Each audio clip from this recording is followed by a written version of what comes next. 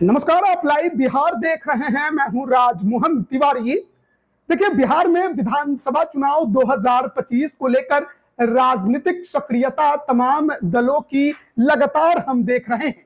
जहां एक तरफ महागठबंधन 3 दौरे की बैठक कर चुका है, सीट शेयरिंग पर उसकी बातचीत आगे बढ़ गई है, कोऑर्डिनेशन कमेटी का गठन हो चुका है और वो अपने सहयोगी दलों को एक साथ लेकर आगे बढ़ने की तैयारी में है। तो दूसरी तरफ एनडीए में अब तक कोई बड़ी औपचारिक बैठक नहीं हुई है।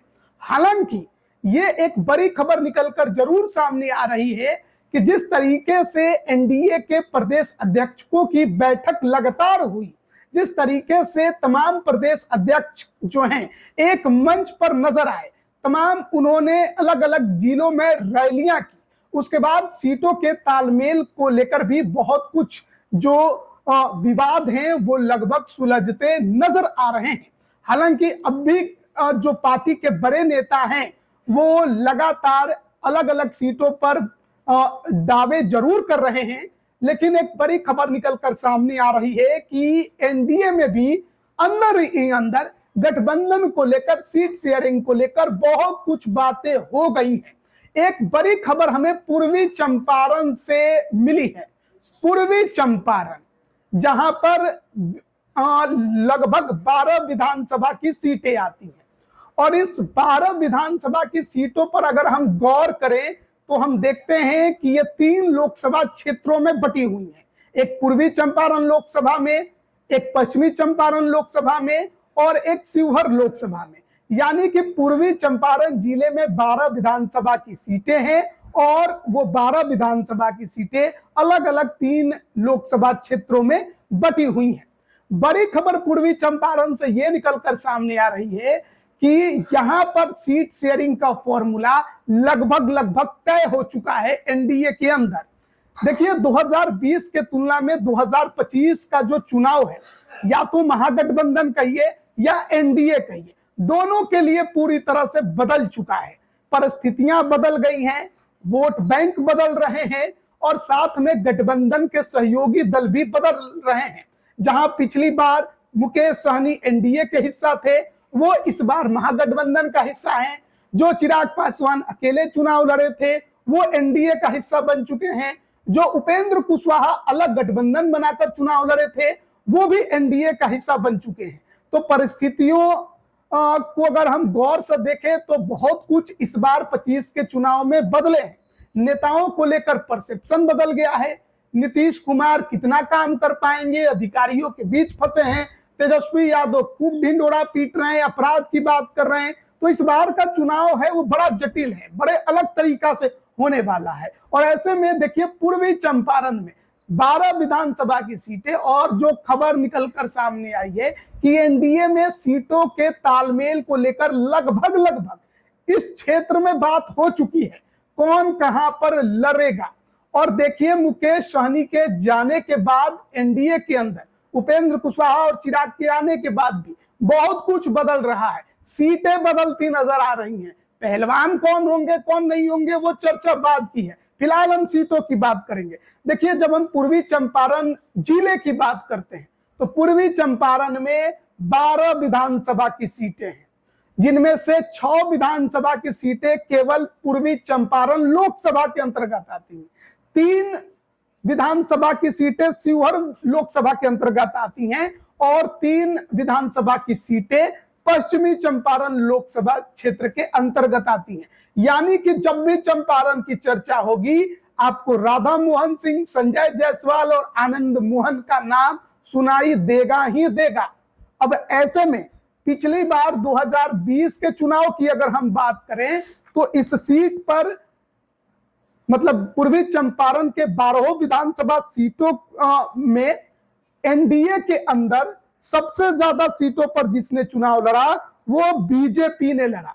बीजेपी का दुर्ग कहा जाता है चंपारण। बीजेपी यहां पर बड़े आसानी से चुनाव जीतती है। बीजेपी 12 विधानसभा की सीटों में पिछली बार 9 सीटों पर चुनाव लड़ी थी, जिसमें से 8 सीटों पर उसे जीत मिली। सिर्फ एक सीट कल्याणपुर की, वहां पर उसे हार झेलनी पड़ी और वो भी महज 1200 वोटों से। इसके अलावा जनता दल यूनाइटेड 2 विधानसभा सीटों पर चुनाव लड़ी, जिसमें से एक सीट पर उसे जीत मिली, एक सीट पर हार मिली। एक सीट वीआईपी के खाते में गई थी, सुगौली की सीट, और वहां पर वीआईपी पार्टी को हार झेलनी पड़ी, आरजेडी चुनाव जीती थी।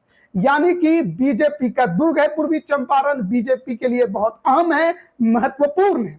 और ऐसे परिस्थिति में देखिए, जब हम 12 विधानसभा सीट की बात करेंगे तो जो पूर्वी चंपारण लोकसभा के अंदर 6 विधानसभा की सीटें आती हैं, उसमें मोतिहारी की सीट बीजेपी जीती हुई है, पिपरा की सीट बीजेपी जीती हुई है, केसरिया की सीट जेडीयू जीती हुई है, कल्याणपुर आरजेडी जीती हुई है, हरसिद्धि बीजेपी जीती हुई है, गोविंदगंज की सीट भी बीजेपी जीती हुई है।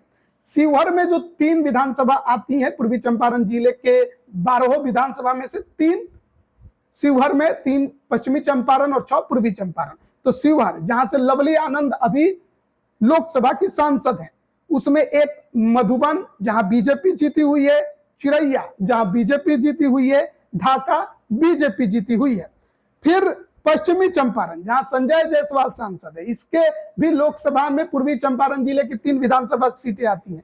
नरकटिया, यहां जेडीयू पिछली बार लड़ी थी लेकिन हार गई थी, आरजेडी को जीत मिली, शमीम अहमद यहां से चुनाव जीते थे।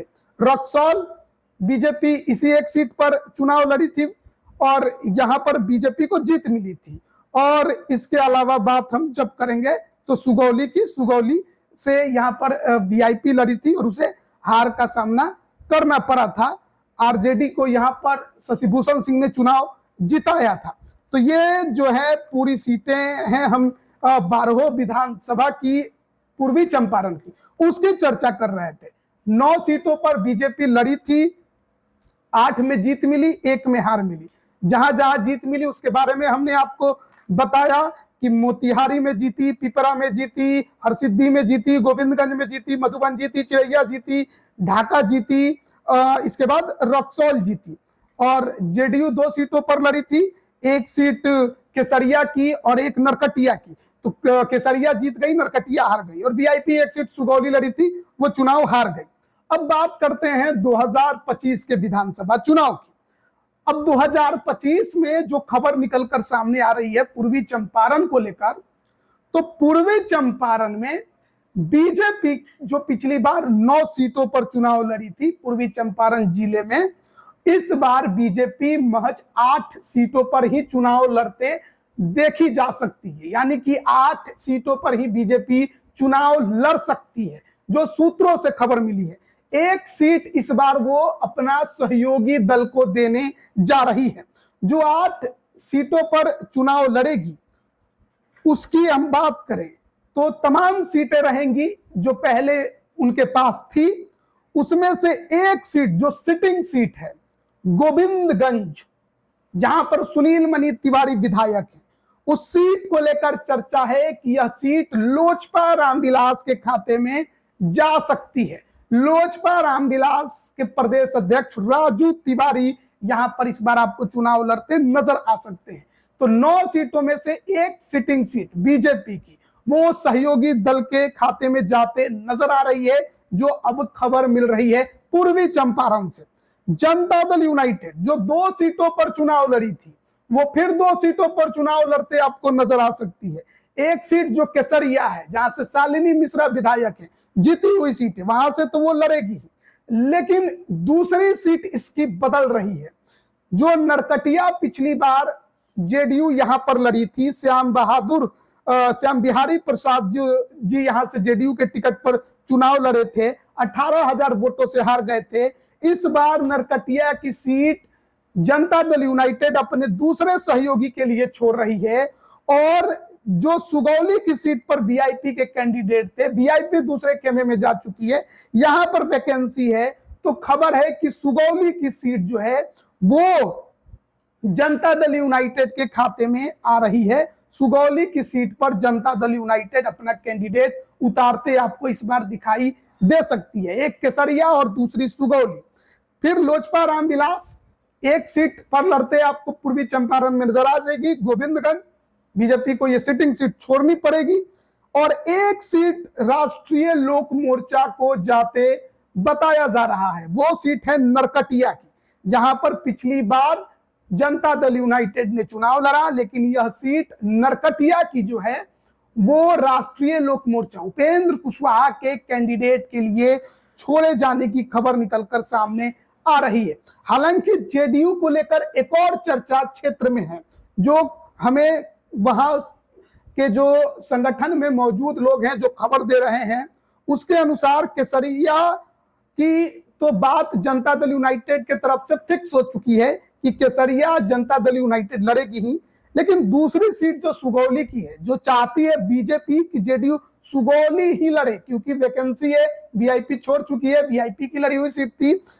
लेकिन जनता दल यूनाइटेड का कहना है कि सुगौली की जगह पर बीजेपी हमें चिरैया और ढाका में से कोई एक सीट दे दे।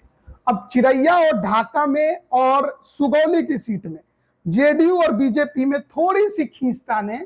बीजेपी सुगौली देना चाहती है, जेडीयू चिरैया और ढाका में से एक सीट लेना चाहती है। तो मोटा मोटी जो सीटों का बंटवारा है लगभग हो चुका है। जेडीयू को लेकर थोड़ी सी खींचतान है वहां पर कि चिरैया और ढाका, जो कि दोनों ही सिटिंग सीट है बीजेपी के, बीजेपी से वो मांग रही है कि दोनों में से कोई एक दे दीजिए। ढाका पवन जायसवाल आप जानते ही होंगे। तो लेकिन मुश्किल यही है कि बीजेपी इन दोनों सीटों को छोड़ना नहीं चाहती है। दोनों ही सीटों पर उसके बेस्ट कैंडिडेट हैं और बीजेपी जीती हुई इन दोनों सीटों को नहीं छोड़ना चाहती है, दोनों में से किसी सीट को। और ऐसी परिस्थिति में सुगौली जो है वो जेडीयू को ऑफर हो रही है। अब इस सीट को लेकर देखना होगा कि आगे जो अब तक की खबर है उसी पर मुहर लगती है, या फिर चुनाव आते आते जब औपचारिक घोषणा गठबंधन में सीट बंटवारे की होगी उसमें कुछ बदलाव देखने को मिलता है। तो ये परिस्थिति जो है वो पूर्वी चंपारण में बनते नजर आ रही है। जो हमारे पास खबर है उसके अनुसार हम आपको बता रहे थे, बीजेपी एक कम सीट पिछली बार से लड़ते आपको नजर आएगी, जेडीयू 2 सीटों पर ही लड़ेगी। अब वो सुगौली होगा, चिरैया होगा या ढाका होगा, एक केसरिया फिक्स है। इन 3 सीटों में सुगौली, केसरिया, माफ करिएगा, सुगौली, चिरैया और ढाका में थोड़ा सा ऊपर नीचे होता नजर आ रहा है। और फिर बात राष्ट्रीय लोक मोर्चा की, नरकटिया और लोक जनशक्ति पार्टी रामविलास गोविंदगंज की चर्चा है। तो देखिए, हम पूर्वी चंपारण जिले की बात कर रहे थे, 12 विधानसभा की बात कर रहे थे, और 12 विधानसभा की बात करेंगे तो 3 लोकसभा आ जाते हैं, जहां पर ये 12 विधानसभा बटे हुए हैं। राधा मोहन सिंह पूर्व केंद्रीय मंत्री, बीजेपी के संगठन के नेता, बड़े नेता, इस बात को समझिए। तो इनका क्षेत्र है आनंद मोहन शिवहर, यहां पर भी पूर्वी चंपारण की 3 विधानसभा सीटें आती हैं। तो आनंद मोहन का भी दबदबा इस क्षेत्र में, और संजय जायसवाल बीजेपी के पूर्व प्रदेश अध्यक्ष, इनका भी दबदबा होता है। तो इन तीनों नेताओं का भी इस क्षेत्र में दबदबा होगा जब सीटों का बंटवारा और टिकटों का बंटवारा होगा, अपने अपने चहेते पहलवानों को सिंबल दिलाने के लिए। लेकिन फिलहाल जो हमें खबर पूर्वी चंपारण से निकलकर सामने आ रही थी सीट बंटवारे को लेकर एनडीए में, उसके बारे में हमने आपको अभी अवगत कराया है। बाद में भी जो इंफॉर्मेशन होगा महागठबंधन को लेकर, उसके बारे में भी हम आपको जरूर खबर करेंगे। बने रहिएगा हमारे साथ। आप सभी का बहुत बहुत धन्यवाद।